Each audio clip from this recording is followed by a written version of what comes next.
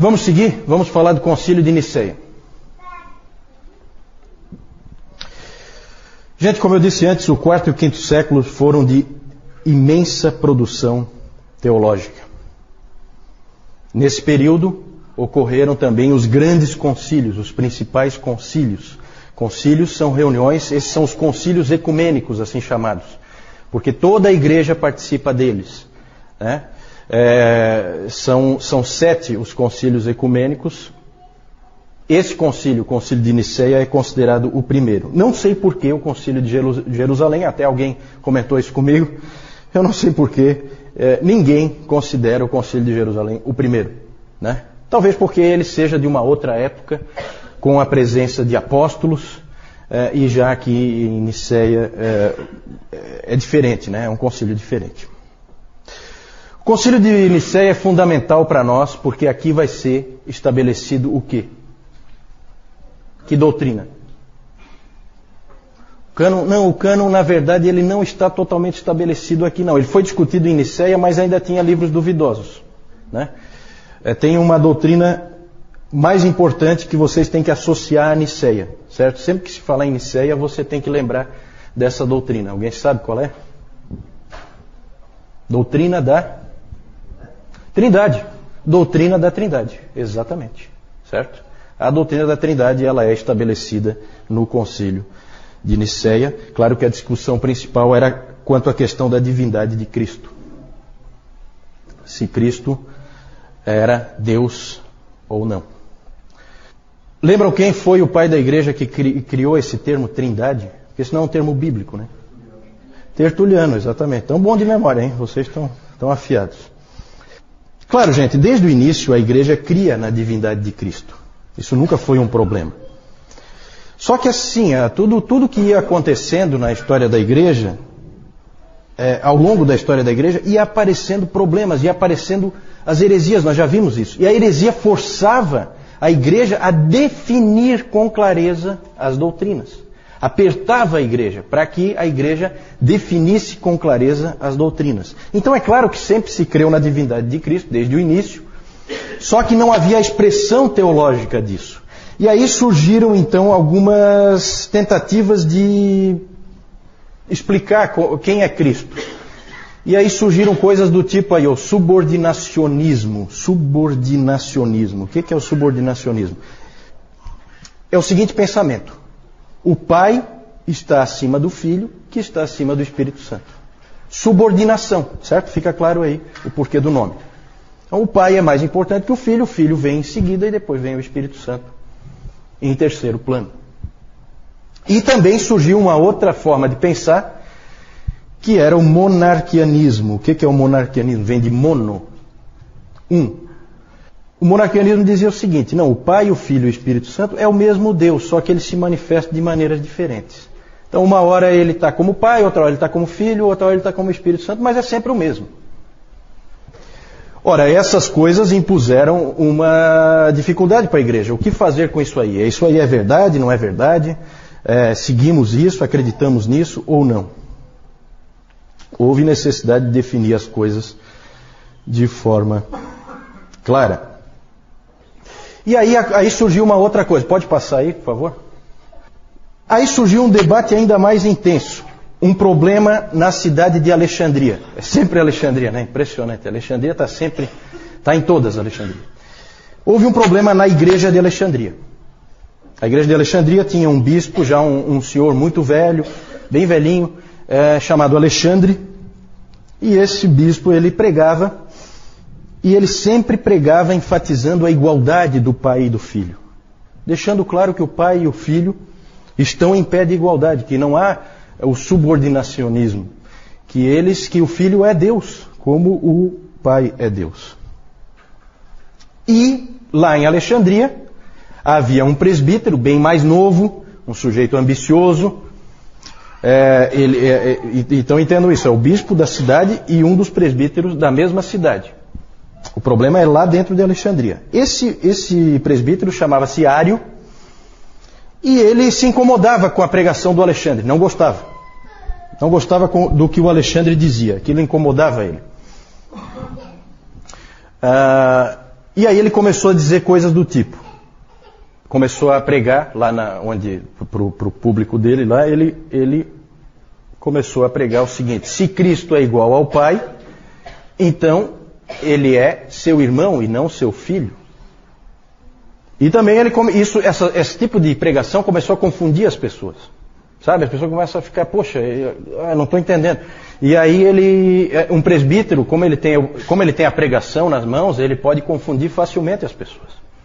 As pessoas vão e ouvem, e geralmente são indivíduos muito capazes, com uma boa retórica, e eles acabam confundindo a população, os cristãos.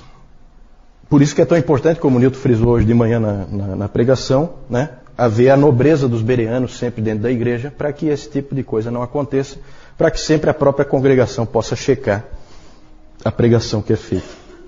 Outra coisa que ele dizia também: houve um tempo em que o Filho não existia. Vejam essa afirmação teológica. Isso é um problema. Se ele não existia, ele foi criado. E realmente era isso que o Ario defendia. Jesus Cristo é o primeiro ser criado.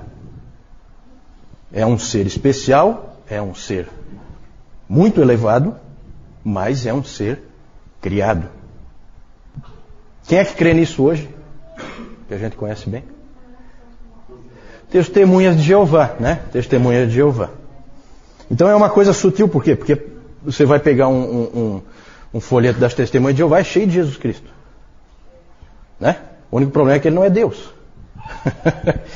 Então eles colocam ele lá em cima, mas não no lugar certo. O debate acabou se tornando intenso. Inclusive depois nós vamos falar do Gregório de Nissa. O Gregório de Nissa dizendo que, olha, que não se falava em outra coisa em Constantinopla. Era insuportável caminhar na cidade, porque não se falava de outra coisa a não ser esse debate teológico. Agora vejam que interessante, né? Vejam como o quarto século é peculiar e é um século fantástico. Imagine você as pessoas comuns na rua discutindo teologia. Realmente o mundo tinha se cristianizado. Impressionante. Depois nós vamos ver o Gregório de Nissa. Então, por causa desse problema todo, pode passar aí, convocou-se o primeiro concílio ecumênico, o concílio de Niceia. Foi convocado pelo imperador. Quem é o imperador? Constantino, exatamente. Foi convocado pelo imperador Constantino para resolver a questão. Afinal de contas, quem é que está certo? E lá surgiu essa palavra nesse concílio. O concílio foi na cidade de Niceia, na Ásia Menor. E lá se reuniram então bispos de todas as igrejas do Império Romano, e inclusive convidados de fora do Império Romano. Se reuniram em Niceia para esse concílio. E lá surgiu essa palavra, que é uma palavra muito importante, homoousios. Homoousios, de mesma substância. Certo? Essa palavra foi depois para o credo niceno. O credo niceno foi depois crido por toda a igreja. E ela significa o seguinte: da mesma substância. O Filho é da mesma substância que o Pai. Certo? Essa substância não é algo que a gente possa definir, tá? É uma coisa assim, é só para dizer que os dois, eles são equivalentes, apesar de não serem a mesma pessoa. Certo? E aí então começou a se formar a doutrina da Trindade. No credo niceno diz o seguinte sobre o Filho: gerado, não criado, é feita essa ênfase, não criado, consubstancial ao Pai, de mesma substância que o Pai. Certo? Esse é o credo niceno. Evidentemente ali então estava sendo condenado o arianismo. Exatamente, ele estava sendo condenado. Ali no concílio de Niceia apareceu, pode passar, um personagem muito importante, um dos pais da igreja, fundamentais, que se chama Atanásio. Atanásio, que era apelidado de o Anão Negro, porque ele era baixinho e a pele bem escura, então ele era o Anão Negro. Era muito jovem, nessa época do concílio de Niceia, ele tinha só 25 anos, aproximadamente 25 anos, por aí. Ele não teve uma grande participação, ele era um diácono, ele na verdade estava apoiando o bispo de Alexandria, ele como diácono apoiando o bispo de Alexandria, o Alexandre, que nós vimos antes. e não teve assim uma grande participação. Ele mais tarde, ele mesmo tornou-se, de diácono ele passou a ser presbítero, e de presbítero ele se tornou o bispo de Alexandria, Atanásio. Inclusive muito jovem ele já se tornou bispo de Alexandria, em torno de 30 anos ele já era bispo de Alexandria. Ele foi 5 vezes exilado por causa da sua luta pela veracidade da Trindade e pela sua luta pela divindade do Filho. Ele batalhou com unhas e dentes por isso. Foi 5 vezes exilado. Uma vez o Constantino mandou ele, eu acho que foi, não foi o Constantino, acho que foi o Constâncio, filho do Constantino. Mandou ele o mais longe que o Império Romano podia mandar. Tirou ele de Alexandria, onde ele era bispo, e colocou ele lá na Alemanha, no limite extremo do Império Romano, só para isolar ele, porque ele estava incomodando. E por que ele estava incomodando? Porque os imperadores gostaram da doutrina ariana. Para eles era politicamente mais interessante, inclusive o próprio Constantino. Constantino depois absolveu o Ário.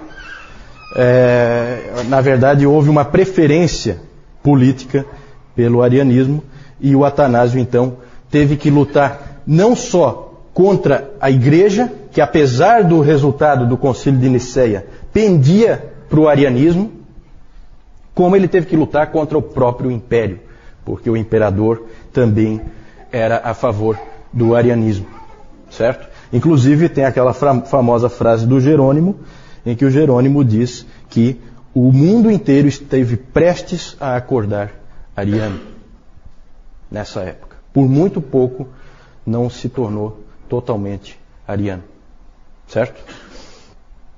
E o Atanásio foi o grande guerreiro, o grande lutador pela verdade. Hoje de manhã o Newton, inclusive, leu o texto de Judas e lembrou dessa coisa da luta pela verdade. Interessante que a igreja sempre lutou pela verdade. A igreja não foi, em nenhum momento da sua história, isso eu posso garantir para vocês, e vocês vão ver aqui, em nenhum momento da sua história ela foi um centro de entretenimento. Mesmo nos seus piores momentos, ela não foi um centro de entretenimento. Isso só aconteceu no século XX.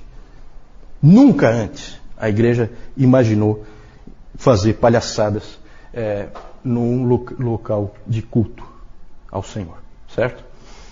Esses homens eram homens que lutavam pela verdade. E por isso veio a famosa expressão Athanasius contra mundum, porque ele lutou contra o mundo inteiro, sozinho. Claro que não sozinho, a igreja dele amava ele, inclusive ele foi banido, 5 vezes ele foi exilado, e eles não colocaram outra pessoa no lugar dele. Eles sempre confiavam que ele voltaria. Depois de Nicéia começou uma mobilização muito forte para trocar o termo homoousios por homoiousios, certo? Tudo isso aí é grego, tá? Homoousios por homoiousios. Homoousios de mesma substância, homoiousios de substância semelhante. Tentaram dar aquela aliviada, né?